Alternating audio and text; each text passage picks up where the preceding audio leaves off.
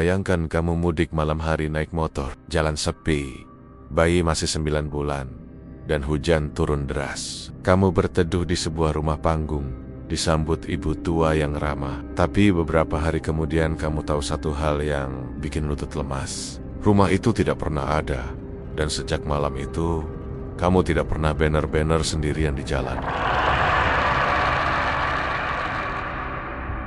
Lebaran tahun 2020 itu benar-benar terasa berbeda. Biasanya jalanan ramai, klakson bersehet sahutan, dan wajah-wajah lelah bercampur bahagia memenuhi terminal dan stasiun. Tapi kali ini sunyi, terlalu sunyi. Andre berdiri lama di depan rumah. Kontrakannya di Bekasi, menatap sepeda motor bebek tua yang catnya sudah kusam, beberapa bagian bodinya penuh goresan. Motor itu bukan sekadar kendaraan, tapi satu-satunya harapan agar mereka bisa pulang kampung ke Wonogiri. Di belakang Andre, istrinya menggendong bayi mereka yang baru berusia 9 bulan. Bayi itu masih bau susu, pipinya tembam, matanya sering terpejam, lalu terbuka lagi seolah tidak mau kalah dengan rasa kantuk. Sesekali bayi itu merengek pelan, mungkin merasa dingin oleh udara pagi yang lembab. Andre menelan ludah. Mudik kali ini bukan cuma tentang rindu kampung halaman, tapi juga tentang tanggung jawab yang jauh lebih besar. Andre sebenarnya tahu betul risikonya. Mudik pakai motor jarak jauh, apalagi membawa istri dan bayi, bukan keputusan yang masuk akal. Tapi memaksa, harga tiket bus melonjak tidak wajar. Yang murah sudah habis sejak jauh-jauh hari. Sementara yang tersisa, harganya seperti mengejek orang-orang dengan dompet pas-pasan. Andre sempat bengong lama melihat layar ponsel, menghitung ulang saldo tabungannya, lalu menghela napas panjang. Tidak cukup. Malam sebelum berangkat, Andre hampir tidak tidur. Pikirannya berkelindan antara rasa takut, rasa bersalah, dan keinginan kuat untuk tetap pulang. Akhirnya pagi itu dia menyalakan motor sambil berdoa singkat. Doa yang sederhana, tapi penuh harap. Semoga perjalanan lancar. Semoga bayi mereka selamat. Semoga Tuhan menjaga. Perjalanan di awal terasa biasa saja. Jalanan keluar kota lengang. Tidak banyak kendaraan yang melintas. Angin pagi menusuk kulit, membuat Andre sesekali merapatkan jaketnya. Suara mesin motor berdengung stabil, seolah meyakinkan bahwa semuanya akan baik-baik saja. Istrinya bersandar di punggung Andre, memeluk erat sambil menjaga bayi di depan. Tidak banyak percakapan, hanya sesekali Andre bertanya apakah istrinya baik-baik saja, dan dijawab dengan anggukan kecil. Semakin jauh meninggalkan Bekasi, suasana semakin asing. Toko-toko banyak yang tutup, warung makan hanya beberapa yang buka. Langit yang tadinya cerah perlahan berubah kelabu saat mereka memasuki wilayah Subang. Andre masih sempat berpikir untuk mencari tempat istirahat, tapi belum sempat memutuskan apa-apa. Hujan turun begitu saja. Bukan hujan biasa. Air turun deras, rapat, seolah langit menumpahkan semua isinya tanpa sisa. Pandangan jadi kabur, jalanan licin, dan angin membawa bau tanah basah yang menyengat. Andre memperlambat laju motor. Istrinya mulai gelisah, memeluk bayi lebih erat agar tidak kehujanan. Bayi itu terbangun dan mulai merengek. Suaranya kalah oleh deru hujan. Andre menoleh ke kiri dan kanan, berharap melihat warung atau bangunan untuk berteduh. Jalanan tampak sepi, hanya pepohonan dan bayangan gelap di kejauhan. Saat hampir putus asa, matanya menangkap cahaya kecil di pinggir jalan. Sebuah rumah panggung sederhana berdiri tidak jauh dari aspal. Lampunya temaram, tapi jelas menyala, seperti sengaja menunggu siapa saja yang butuh perlindungan dari hujan. Tanpa banyak pertimbangan, Andre menepikan motor. Ban motor berhenti tepat di depan tangga kayu rumah itu. Belum sempat Andre turun, pintu rumah sudah terbuka. Seorang ibu tua keluar pelan-pelan. Rambutnya memutih, disanggul sederhana, wajahnya penuh keriput tapi sorot matanya hangat. "Masuk aja, Nak," kata ibu itu dengan suara lembut. Kasihan bayinya kehujanan. Andre sempat ragu sejenak, tapi hujan yang semakin deras dan tangisan bayi membuatnya mengangguk. Mereka naik ke rumah panggung itu. Lantainya dari papan kayu yang berderit pelan saat diinjak. Begitu masuk, udara hangat langsung menyelimuti mereka. Bau kayu tua bercampur aroma teh hangat memenuhi ruangan. Ibu itu mempersilakan mereka duduk.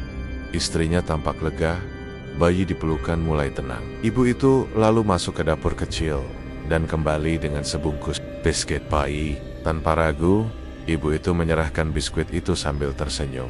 Buat si kecil, biar tenang. Andre mengucapkan terima kasih berkali-kali. Dia merasa sungkan, tapi juga bersyukur. Yang aneh, bayi mereka yang tadi rewel mendadak diam saat digendong. Alah ibu, tangisnya berhenti. Matanya terpejam perlahan, nafasnya teratur. Istrinya sampai terheran, tapi memilih diam. Mereka berteduh cukup lama. Hujan di luar tidak juga mereda. Andre berbincang singkat dengan ibu itu. Basa-basi ringan tanpa topik yang jelas. Anehnya, Andre tidak ingat persis apa yang mereka bicarakan. Yang dia ingat hanya perasaan nyaman, seperti sedang singgah di rumah saudara sendiri. Saat hujan mulai mengecil, Andre bersiap pamit. Ibu itu mengantar sampai ke tangga. Senyumnya tetap hangat, matanya menatap bayi sejenak sebelum berkata pelan, "Hati-hati di jalan." Andre mengangguk, menyalakan motor, lalu melaju kembali ke jalan yang basah dan sepi. Beberapa meter setelah meninggalkan rumah itu, Andre menoleh sekilas ke belakang lewat spion. Lampu rumah masih terlihat menyala di balik tirai hujan. Namun Andre tidak tahu satu hal, tidak ada firasat buruk, tidak ada tanda-tanda aneh saat itu. Andre hanya membawa rasa lega karena selamat dari hujan deras. Dia tidak menyadari bahwa persinggahan singkat itu adalah awal dari rangkaian kejadian yang akan menguji nyali dan keyakinannya. Karena rumah panggung yang tadi memberi mereka kehangatan dan perlindungan, sebenarnya tidak tercatat sebagai rumah siapapun. Di tempat itu, seharusnya hanya ada rawa kosong dan jalan sunyi memasuki jalur Pantura menuju Jawa Tengah. Andre langsung merasakan perubahan yang sulit dijelaskan dengan logika. Jalanan membentang lurus di depan mata, aspalnya hitam mengkilap, diterpa sisa hujan, tapi hampir tidak ada kendaraan yang melintas. Lampu-lampu jalan jarang, sebagian mati, sebagian hanya redup seperti malas menerangi. Malam terasa tebal, menekan, dan sunyinya bukan sunyi yang menenangkan. Sunyi ini terasa seperti ada sesuatu yang mengawasi dari kejauhan. Andre memegang start motor lebih erat. Mesin motor masih berdengung normal, tapi perasaan di dadanya mulai tidak karuan. Istrinya di belakang mulai sering bergerak gelisah. Bayi mereka sudah tertidur lagi, tapi nafasnya sesekali tersengal.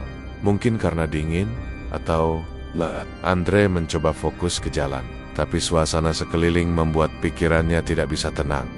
Saat memasuki wilayah Brebes, istri Andre menepuk bahunya pelan. Andre mengira istrinya hanya ingin memastikan pegangan, tapi beberapa menit kemudian, tepukan itu datang lagi. Kali ini lebih cepat, lebih gelisah. Andre menoleh sedikit, berusaha mendengar di tengah suara angin dan mesin motor. "Mas," suara istrinya pelan, hampir tenggelam oleh malam. "Aku kayak ngerasa ada yang ngeliatin bayi kita." Andre menelan ludah. "Perasaan kamu aja kali," jawabnya berusaha terdengar santai. "Jalanan sepi, mungkin kamu capek." Istrinya tidak langsung menjawab. Pelukannya justru semakin erat. Andre menoleh sekilas ke spion kiri, lalu kanan. Tidak ada apa-apa selain jalan kosong yang memanjang. Cepat, lampu motor mereka jadi satu-satunya cahaya yang bergerak di tengah kegelapan itu. Beberapa ratus meter kemudian, istri Andre kembali bicara. Kali ini suaranya bergetar, seperti menahan tangis. "Mas, aku serius. Aku lihat kayak sosok putih melayang." Andre merinding seketika. Bulu kuduknya berdiri tanpa diminta. Dia kembali menoleh ke spion. Kali ini lebih lama. Tetap kosong. Tidak ada kendaraan, tidak ada orang, tidak ada bayangan apapun yang masuk akal. "Jangan ngomong gitu," kata Andre cepat. "Baca doa aja." Istrinya terdiam. Tapi beberapa detik kemudian, suara itu muncul lagi. Lebih pelan, lebih takut. Matanya, "Mas." Matanya ke arah anak kita. Dada Andre terasa sesak. Ada dorongan kuat untuk berhenti dan memastikan semuanya baik-baik saja. Tapi dia tahu berhenti di jalanan sepi seperti ini justru bisa lebih berbahaya. Andre mempercepat laju motor sedikit. Tangannya gemetar, tapi dia paksa tetap stabil. Di dalam hati, dia membaca doa yang dia ingat, tidak teratur, lompat-lompat, tapi penuh harap. Dia memohon agar apapun yang mengikuti mereka menjauh. Dia memohon agar bayi mereka dilindungi. Angin malam terasa semakin dingin. Bau aspal basah bercampur dengan bau tanah dan sesuatu yang amis. membuat Andre ingin segera keluar dari wilayah itu. Istrinya kini terdiam sepenuhnya, tapi Andre bisa merasakan tubuhnya gemetar di belakang. Waktu terasa berjalan lambat. Kilometer demi kilometer dilewati tanpa tanda kehidupan. Tidak ada warung, tidak ada rumah, hanya sesekali pohon besar yang bayangannya seperti sosok berdiri di pinggir jalan. Andre mencoba tidak menatap terlalu lama. Dia fokus ke garis putih di tengah jalan, seolah itu satu-satunya pegangan agar pikirannya tidak melayang kemana-mana. Saat memasuki wilayah Kendal, Andre melihat dua cahaya lampu motor dari arah berlawanan. Andre merasa sedikit lega melihat manusia lain. Kedua motor itu melambat dan berhenti tak jauh dari mereka. Andre ikut menepi, berharap bisa sekedar bertanya arah atau beristirahat sebentar. Dua orang itu tampak sama-sama lelah. Helm mereka dilepas, wajahnya pucat, mata cekung, seperti orang yang kurang tidur berhari-hari. Motor mereka berplat B, tanda berasal dari arah Jakarta atau sekitarnya, sama-sama mudik mas. Tanya Andre, mencoba membuka percakapan. Salah satu dari mereka mengangguk pelan. Suaranya serak saat bicara. Iya mas, mau ke Jawa Tengah, tapi kami nyasar. Nyasar? Andre mengernyit. Iya, jawabnya lagi. Di alas roban, 2 hari, Andre terdium. 2 hari tersesat, bukan waktu yang sebentar. 2 hari di alas roban, ulang Andre, tidak yakin dengan apa yang dia dengar. Orang itu mengangguk lagi. Temannya hanya diam, menunduk, tangannya gemetar memegang botol air mineral yang hampir kosong. Jalan muter-muter, GPS nggak jelas. Tiap malam, kayak balik lagi ke tempat yang sama. Istri Andre ikut mendengar cerita itu dan langsung merapatkan pelukannya.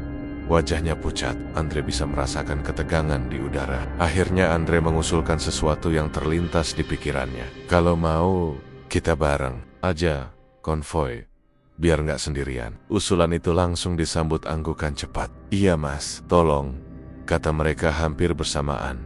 Mereka pun sepakat berangkat bersama. Andre di depan, karena dia merasa lebih tenang memimpin, sementara motor berplat B itu tepat di belakang. Lampu motor menyala semua, membentuk garis cahaya di tengah jalan lurus yang gelap. Untuk beberapa saat, Andre merasa lebih aman. Setidaknya, mereka tidak sendirian. Suara 2 motor beradu, menciptakan irama yang konstan. Andre sesekali melirik spion, memastikan motor di belakang masih ada. Lampu terlihat jelas, mengikuti jarak dengan rapi. Istrinya juga terlihat sedikit lebih tenang. Meski tubuhnya masih tegang, namun rasa aman itu tidak bertahan lama. Beberapa menit berlalu, Andre merasa ada yang aneh. Suara motor di belakang yang tadi jelas terdengar, perlahan menghilang. Awalnya, Andre mengira hanya tertutup oleh suara angin. Tapi lama-lama, keheningan itu terasa janggal. Terlalu hening. Andre menoleh ke spion. Lampu motor di belakang tidak terlihat. Andre memperlambat laju motor. Mungkin mereka tertinggal, pikirnya. Tapi setelah beberapa puluh meter, Andre tidak juga melihat cahaya itu muncul kembali. Jalan tetap lurus, tidak ada belokan. Tidak ada jalan kecil yang memungkinkan motor itu berbelok tanpa terlihat. Andre akhirnya menepi. Dia berhenti di pinggir jalan, mematikan mesin motor. Malam langsung terasa lebih pekat tanpa suara mesin. Istrinya menoleh panik. Mas, kenapa berhenti? Tanyanya dengan suara bergetar. Mereka nggak kelihatan, jawab Andre pelan. Aku mau nunggu bentar. Andre menunggu beberapa detik, beberapa menit. Tidak ada suara, tidak ada cahaya. Jalanan kosong seperti tadi, seolah 2 orang dan 1 motor itu tidak pernah ada. Andre menyalakan lampu hazard motor, berharap cahaya itu bisa terlihat dari kejauhan. Dia menunggu lagi, tetap tidak ada apa-apa. Bahkan suara jangkrik pun tidak terdengar. Sunyi, benar-benar sunyi. Andre turun dari motor, berdiri di pinggir jalan. Dia memanggil dengan suara keras. Mas, mas. Suara Andre memantul lalu hilang di telan malam. Tidak ada jawaban. Istri Andre mulai menangis. Tangisnya ditahan, tapi bahunya naik turun menahan sesenggukan. Mas, jangan bilang mereka. Andre tidak sanggup menyelesaikan kalimat itu. Tenggerak, terasa, pikirannya dipenuhi berbagai kemungkinan yang tidak ingin dia terima. Tidak mungkin motor itu berbalik arah tanpa suara. Tidak mungkin mereka masuk ke jalan lain, karena tidak ada jalan lain. Jalan ini lurus dan terbuka, Andre kembali ke motor, tangannya gemetar saat memegang setang. Dia menyalakan mesin, lalu menoleh sekali lagi ke arah belakang, berharap melihat sesuatu. Apapun, tapi tetap kosong. Motor itu lenyap, tanpa belokan, tanpa suara, tanpa jejak. Istri Andre menangis lebih keras sekarang. Bayi mereka terbangun, dan Aikat menongges. Tangisnya nyaring memecah kesunyian. Andre merasa dadanya sesak, kepalanya pening. Dia ingin percaya bahwa semua ini hanya kebetulan, hanya salah paham. Tapi perasaan di dalam dirinya mengatakan hal lain. Andre menarik napas panjang, lalu membaca doa dengan suara lebih keras. Tangannya masih gemetar, tapi dia tidak boleh berhenti. Dia tahu satu hal dengan pasti. Sejak mereka berteduh di Subang, sejak rumah panggung itu, perjalanan ini bukan lagi sekadar mudik biasa. Ada sesuatu yang mengikuti, ada sesuatu yang menguji. Dengan air mata yang hampir jatuh, Andre memutar gas dan melanjutkan perjalanan. Di spion, tidak ada siapa-siapa. Tapi, di dalam hatinya, Andre yakin mereka tidak benar-benar sendirian. Gangguan ternyata tidak berhenti di jalan.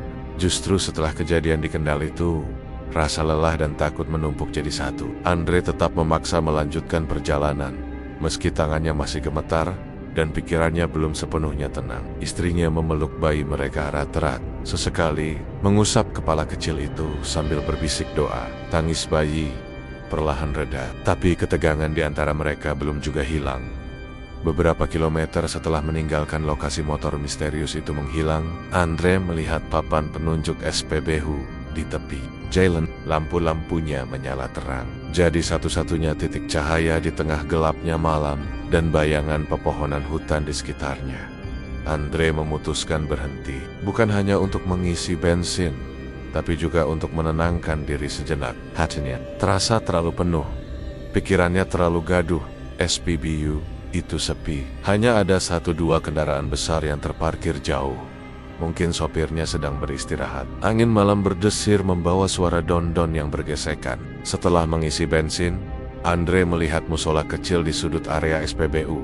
Bangunannya sederhana, dindingnya bercat pucat, jendelanya dari kaca buram yang sebagian sudah retak halus. Andre merasa perlu sholat, berharap bisa menenangkan hati dan meminta perlindungan. Andre menyerahkan bayi pada istrinya, lalu melangkah masuk ke musola. Di dalam, lampu neon menyala putih dingin. Karpetnya tipis, sedikit lembab. Andre berwudu, airnya dingin menusuk kulit, tapi justru membuat kepalanya sedikit lebih jernih. Dia berdiri menghadap kiblat, mencoba mengosongkan pikiran dari bianggen-bianggen menakutkan yang terus muncul. Saat sholat dimulai, Andre berusaha fokus. Bacaan demi bacaan dia lafalkan, meski suaranya hampir bergetar. Saat dia ruku, tiba-tiba ada sensasi aneh menjalar dari tengkuk ke seluruh punggung. Bulu kuduknya berdiri seketika, seperti ada angin dingin yang menyentuh kulitnya dari jarak sangat dekat. Dengan sudut matanya, Andre melihat sesuatu di sudut musola. Sebuah sosok hitam besar berdiri diam. Tingginya melebihi orang biasa, tubuhnya besar dan gelap, seperti bayangan yang lebih pekat dari bayangan seharusnya. Sosok itu tidak bergerak, tidak bersuara, hanya berdiri seolah menatap Andre. Jantung Andre berdegup kencang. Nafasnya terasa berat. Ada dorongan kuat untuk lari, untuk menghentikan sholat dan keluar secepat mungkin. Tapi Andre menahan diri. Dia tahu, jika dia menyerah pada rasa takut, pikirannya akan semakin kacau. Dengan sisa keberanian yang ada, Andre memilih melanjutkan sholatnya. Dia membaca doa lebih pelan tapi lebih dalam, berharap setiap kata menjadi perisai. Waktu terasa berjalan lambat. Setiap gerakan sholat terasa berat. Andre tidak berani menoleh. Dia hanya fokus ke bacaan dan gerakan, memohon agar semua cepat selesai. Saat akhirnya dia duduk dan mengucap salam, Andre mengangkat wajahnya perlahan. Sosok hitam itu sudah tidak ada. Musola kembali terlihat normal. Sudut tempat sosok itu berdiri kosong. Andre menghela napas panjang, dadanya naik turun.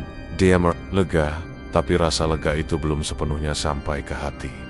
Saat Andre berdiri dan merapikan sajadah, matanya tanpa sengaja menangkap pantulan di kaca jendela musola. Di sana, samar tapi jelas, berdiri sesosok wanita. Rambutnya panjang, menjuntai menutupi sebagian wajah. Kulitnya pucat, terlalu pucat untuk disebut manusia. Matanya kosong, menatap lurus ke dalam musola ke arah Andre. Tubuh Andre kaku, berat, seolah berhenti mengalir sesaat. Pantulan itu hanya muncul beberapa detik, tapi rasanya seperti selamanya. Andre tidak menunggu lebih lama. Dia berbalik, membuka pintu musola, dan keluar dengan langkah cepat. Di luar, istrinya menatap cemas. Andre langsung mendekat sambil membaca doa dengan suara keras. Tidak peduli jika ada orang lain yang mendengar, Andre terus melafalkan doa itu. Anehnya, begitu doa itu mengalir, rasa berat di dadanya perlahan menghilang. Angin yang tadinya terasa dingin menjadi lebih biasa. Suasana kembali seperti SPBU pada umumnya. Mereka tidak lama berhenti di situ. Andre segera mengajak istrinya melanjutkan perjalanan. Malam masih panjang, dan Andre ingin segera menjauh dari tempat itu. Beberapa kilometer setelah SPBU, Andre merasakan tubuhnya mulai lelah. Matanya perih, punggungnya pegal. Tapi dia tidak berani berhenti terlalu lama. Di tengah malam, saat jalan kembali sepi dan hanya lampu motor yang menemani, motor mereka tiba-tiba tersendat. Mesin berbunyi aneh, lalu mati begitu saja. Andre dengan jantung kembali berdebar. Dia mencoba menyalakan mesin beberapa kali, tapi motor tetap tidak merespons. Istrinya mulai panik. "Mas, gimana ini?" Andre turun dan memeriksa motor seadanya. Dia bukan mekanik, hanya tahu sedikit-sedikit. Gelap, dingin, dan sunyi. Andre merasa takut, bukan hanya karena motor mogok, tapi karena tempat itu terlalu sepi. Bayangan pepohonan di kejauhan terlihat seperti makhluk-makhluk diam yang menunggu. Belum sempat Andre memutuskan apa yang harus dilakukan. Dari kejauhan, terlihat cahaya senter mendekat. Seorang petugas posko mudik muncul dari arah belakang. Wajahnya ramah, suaranya tenang. "Motor kenapa, Mas?" Andre merasa lega luar biasa. Dia menceritakan singkat masalahnya. Petugas itu membantu mendorong motor ke posko terdekat, memberi air minum, dan menenangkan istrinya. Tidak lama, motor bisa menyala kembali. Setelah diperiksa seadanya, Andre menawarkan uang sebagai ucapan terima kasih, tapi petugas itu menolak. "Gak usah, Mas. Hati-hati di jalan aja." Perjalanan dilanjutkan, namun gangguan kecil masih terjadi. Di satu titik, baut knalpot lepas dan membuat suara motor berisik. Andre hampir putus asa, tapi lagi-lagi di saat paling gelap selalu ada orang baik yang datang. Seorang tukang las yang masih bekerja sampai larut malam, membantu mengencangkan kembali tanpa banyak tanya. Seorang bapak tua di pinggir jalan menunjukkan arah saat GPS kembali tidak jelas. Semua menolong dengan tulus, tanpa meminta imbalan. Akhirnya, setelah perjalanan panjang yang melelahkan, Andre dan keluarganya tiba di Wonogiri. Matahari pagi mulai naik, cahayanya hangat menyentuh wajah mereka. Andre memarkir motor di depan rumah orang tuanya, lalu duduk terdiam sejenak. Rasa syukur bercampur. Lelah membuat matanya berkaca-kaca. Mereka selamat. Beberapa hari kemudian, saat suasana sudah lebih tenang, Andre menceritakan pengalaman mereka kepada warga sekitar. Saat dia sampai pada cerita tentang rumah panggung di Subang, seorang orang tua yang mendengarkan tiba-tiba terdiam. Wajahnya berubah serius. Dia menarik napas panjang sebelum berkata pelan, "Mas, di situ dari dulu rawa kosong. Gak pernah ada rumah."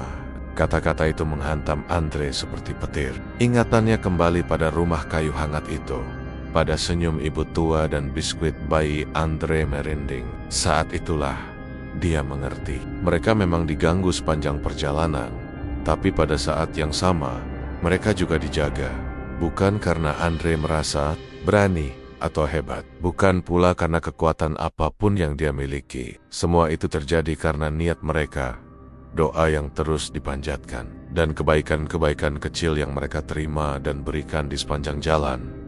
Andre akhirnya menyadari bahwa perjalanan jauh bukan hanya soal bensin, mesin, dan kondisi fisik. Ada hal lain yang jauh lebih penting. Sesuatu yang tidak terlihat tapi terasa nyata, yaitu perlindungan Tuhan.